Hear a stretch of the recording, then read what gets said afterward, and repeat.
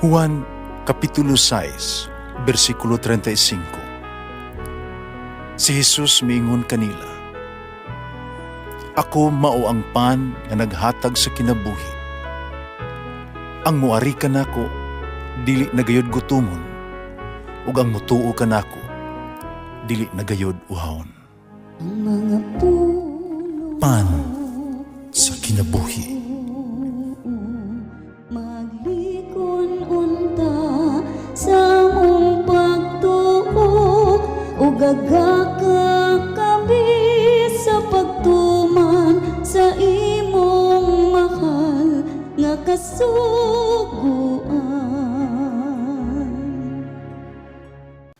Ginumanaa kaninyo. Santos Ebanghelyo sumala ni San Lucas. Sa dinhi abot na si Jesus sa Nazaret, mingon siya sa mga tao sa sinagoga, "Suktihan ko kamo niini. Ang usa ka propeta dili gayud dawaton siya kagulingong lungsod. Amati kamo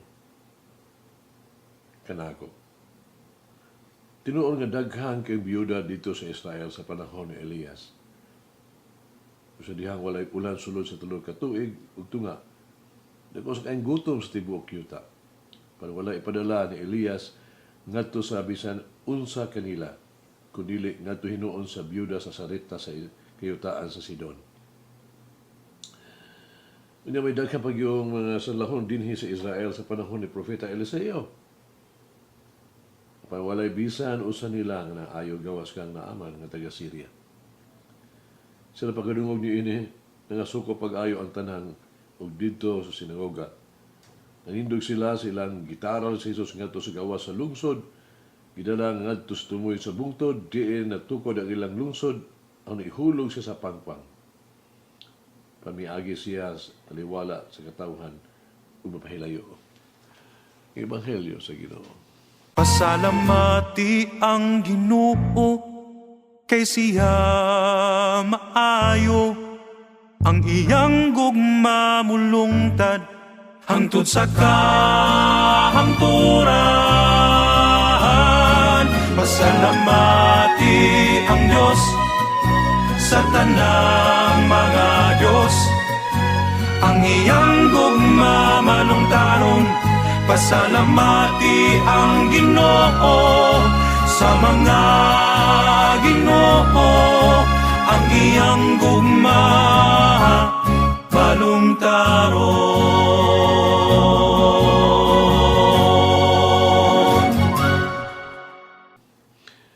Si Jesus, tubangan siyang kababayan ni tagalungsod.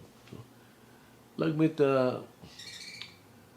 may bati siya, kitawag to, may kahag, kaulaw o may paragana. Ito kay siya yun, nahibalo, nga siya adun na maghihinundang mensahe para kanila.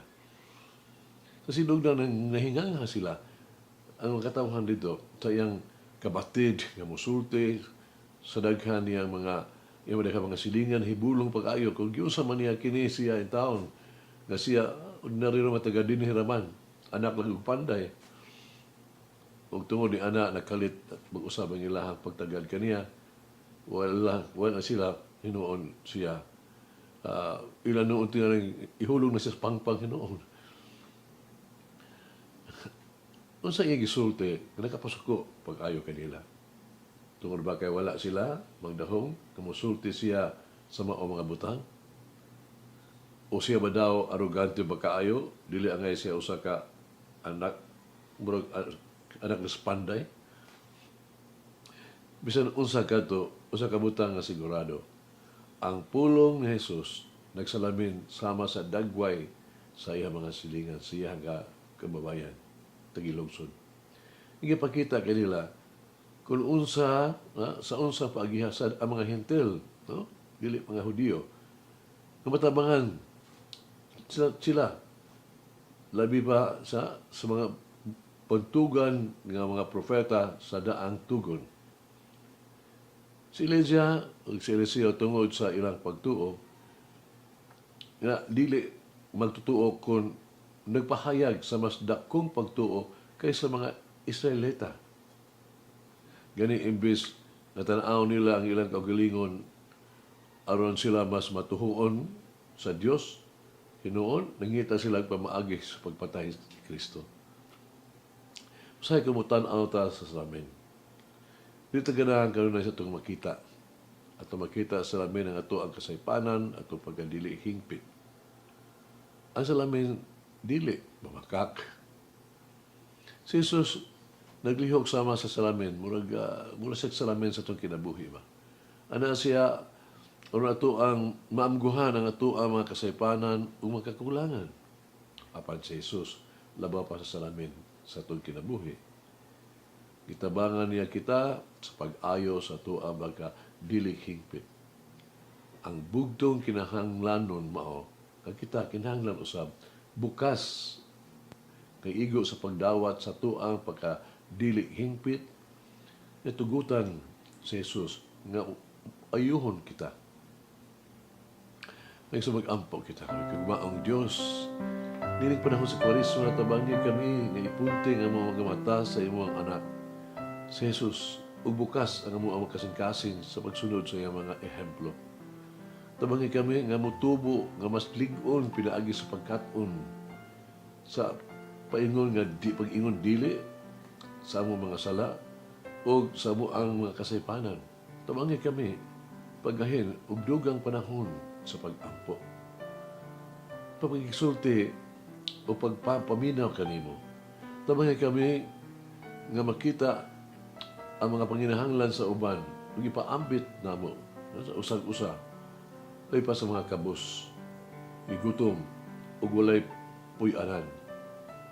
Payo na mo gipangayo na mo kini pinaagi ni Kristo ang mong Ginoo. Amen. Mama Mary, help me to open myself to others who want to help me physically and spiritually. Mulangin ang Diyos magagahom sa tanan, Amahan, Anak, Espiritu Santo. Amen. May the Lord of the divine mercy bless us all, heal us from all diseases and suffering. Ayun unta niya kita, tanang mga sakit na sa lawas o sa kalag, body and soul. In the name of the Father, the Son, and of the Holy Spirit. Jesus, I trust in you. Amen. Whoever eats the bread of life will never hunger, says the Lord. Kay galaan inyong nabati ang pagpaambit ug hamubong pamalandong sa pulong sa Dios pinaagi sa tulumanon pan sa kinabuhi nga gidumala ni Monsignor Daddy Silva. Hangtod na usab sa sunod higayon, daghang salamat. The bread of life.